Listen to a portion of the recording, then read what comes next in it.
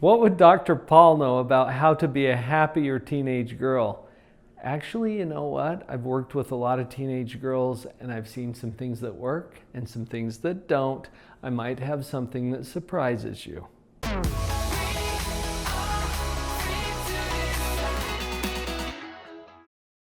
All right, so the disclaimer as I start out here, I have never been a teenage girl.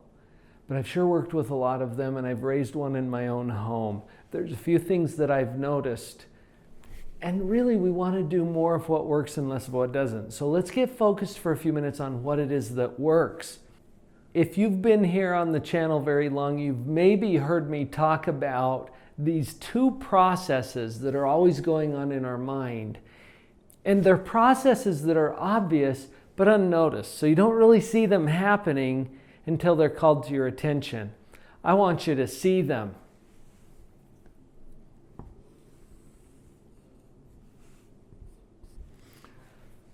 On this line, I'm going to indicate what it is. Now you've heard this, right? It is what it is, which is kind of annoying depending on who's saying it. But all it means for today is the way things are right now in your life.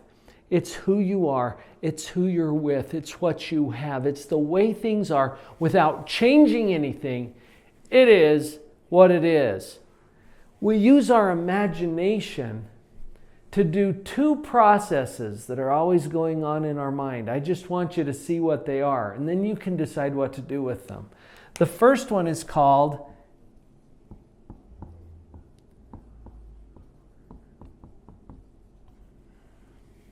evaluation. Evaluation meaning judgment. And you can't turn this off any more than you can turn off gravity. Have you noticed that you're constantly judging? Yeah, and I'm not judging you. Well, I guess I am kind of judging you. In fact, you're judging me, and you're judging your mom, and you're judging your dad, and you're judging your boyfriend, and you're judging everything about your life. Just notice that you're doing it. You can't turn it off. You're constantly judging. How do you judge? You have to compare. And if you don't have something to compare it to, you'll come up with something and you've got a really great imagination. So when you're judging your life, what it is, you're asking yourself, is this good or bad? Is this lucky or unlucky? Well, I don't know. Compared to what? What it is on this line between everything better on that side and everything worse on this side. It could always be better. Is this true? I mean, think about it. Could your life be any better than it is? Well, yeah, of course it could. But wait a minute. Is that true in the other direction too? Could it be worse? Oh yeah, right? It could always be worse too. So how's your life right now? Well, it depends on what you compare it to. If you compare what it is to something better, if you go this direction, how do you feel about your life? It sucks. Right? It's terrible, horrible. When you compare your life to something better, you feel worse about the one you got. I just want you to notice that. Now, what happens if you compare what you've got to something worse? Then you feel better.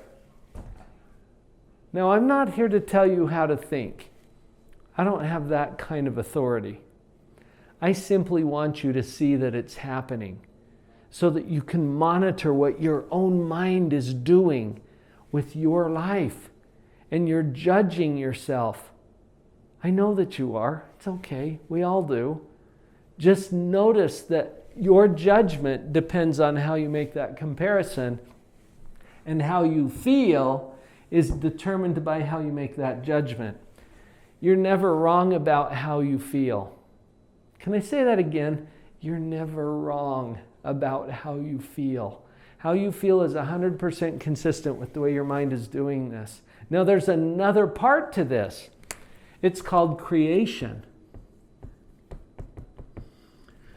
And I don't mean creation of what it is. That already exists. I'm talking about creation of what is to be, and that doesn't exist yet. We haven't created it yet. We're going to use the same imagination to do the creation task that we used in the evaluation task, but it's a little different. When you imagine that what's coming for you is even worse than what you've already got, how do you feel? When we anticipate or expect that what's coming is worse, we feel anxiety. That is 24 years of clinical experience in a nutshell. This is anxiety, nervousness, being worried. When we imagine that what's coming is better, how do we feel? Oh yeah, right? Positive. This is hope. And you don't know what's coming, so you have to take a position. The first thing that I wanted you to understand is something that I call the positivity vector. And this is what puts you in a position where you can always be positive about your life the way it is right now. Now, this takes a little bit of practice, okay?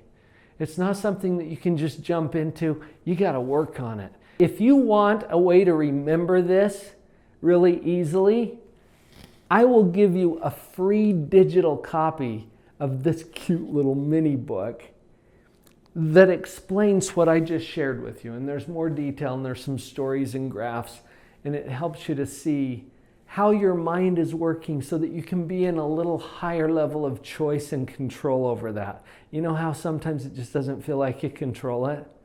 I want you to see where your control is. So I'll give you a free digital copy of this. There's a link down in the description, okay? So just connect with that, and I can help you with that. Now, one other thought before we finish. This next part has to do with evaluation, that thing that we already talked about, how you judge yourself. I want to show you my dots.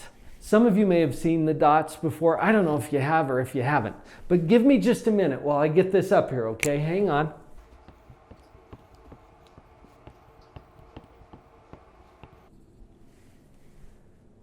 Have you seen this before? Maybe you have? Okay. Well, if you have, I just want to make sure that it's just right. Okay, so give me another second or two to finish this.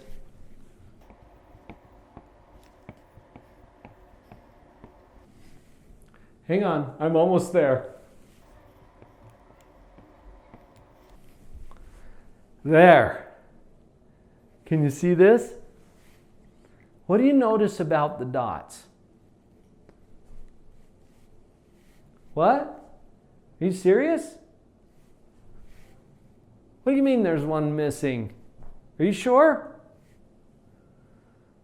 Oh, you're sure, huh? Would you bet money on it? Yeah, you probably would. Hold on. Let's review the process. Do you remember when I said that I wanted to share one other thing with you before the video ends? Well, this is it. Who's the creator of these dots? Me, Dr. Paul. Yeah. Did I know what I was doing? Okay, we'll assume that I did.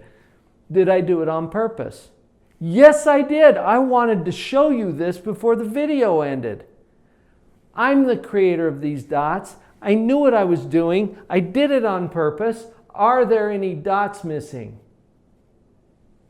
Now just notice how your mind is handling this. Why do people think that there's dots missing? I'll tell you why.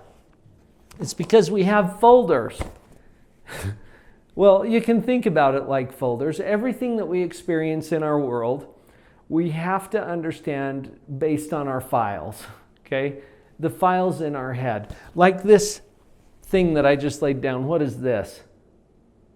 It's a marker, right? How do you know that? Because you got a file for markers. You look at the marker, you go to your file, you're like, oh, and there's illustrations and pictures and descriptions, and all your history and experience with markers is in the file. So you go there and you see that it matches that thing that you're looking at. And you're like, oh yeah, it's a marker. and you file that thing away and you know that you're right. I started drawing my dots. You went to your files and you found that file that you thought was relevant. You didn't even know you had one of these, but apparently you did, because you pull out your dots file and you're like, oh yeah, I know where Dr. Paul's going with this. You look in your file and you find this one. Do you recognize this one? Yes, you do. And you made a comparison, didn't you? Huh, they don't match. There must be something wrong with that one. Oh, not this one. No, this one is sacred. This is the one I found in my files. This is the way it should be. And then you filed it away and you knew you were right, didn't you? Yeah. Who's the creator of those dots? I am. Can you see now that I created these dots for a purpose? The purpose was so that you and I could have this conversation. If I would have drawn it the way you wanted it to look, it wouldn't fulfill my purpose. And I'm the creator of these dots. When you look at yourself, what do you notice? When you judge yourself in the mirror, when you think about your life and you're like, oh, it's not the way it should be. There's something wrong with this one. Do you see how you're doing that? Here's what I'm thinking. You are perfectly designed. You are perfectly designed for your purpose. I believe that. And what if you believed that? What if you believed that this is exactly the way that it should be? And then you get focused more on the purpose. How can you be a happier teenage girl? Maybe be a little more careful with the way you're doing your judgment and realize that you are perfectly designed. You've got this. So maybe I don't know that much about being a teenage girl, but I know about the principles that are going to help you to get there. I hope you found that helpful. Remember to pick up your free digital copy of Portable Positivity right there in the description. You'll find a link.